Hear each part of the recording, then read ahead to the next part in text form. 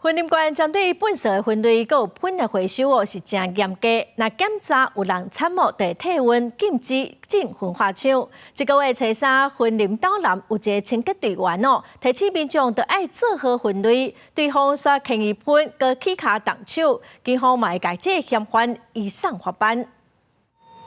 5月初3的报5点外，伫咧婚林岛南一位姓陈的清洁队员，当咧向80外岁姓赖的民众宣导，希望伊将粪扫袋仔内底衫裤摕出来回收，好好做分类。也毋过，这位姓赖的查甫人却是雄雄将手里的喷泼向清洁队员，佮用桶仔甲人牵着伤。算你一天一定有甲讲。第二天佫安尼，伊怎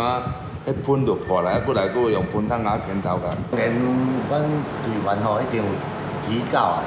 啊，阮拢予以尊重。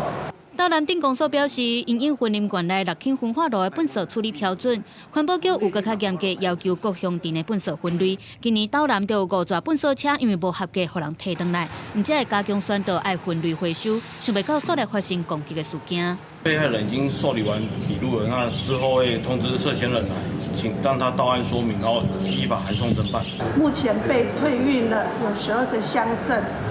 那退运了有1500公吨95的一个运次，那我想为了我们云林县的一个环境更好，那所以我们请公所的部分自主的来做落地的一个检查。婚林县环保局表示，因为县内有委托6轻南亚焚化炉来倒烧粪扫，为着要预防焚化炉的设备故障或者是使用年限缩短，才会要求各乡镇爱自主落实粪扫分类。因为警方是表示讲，这桩攻击的事件会依照妨害公务甲伤害等等的罪嫌调查上班。公视新闻采访报道。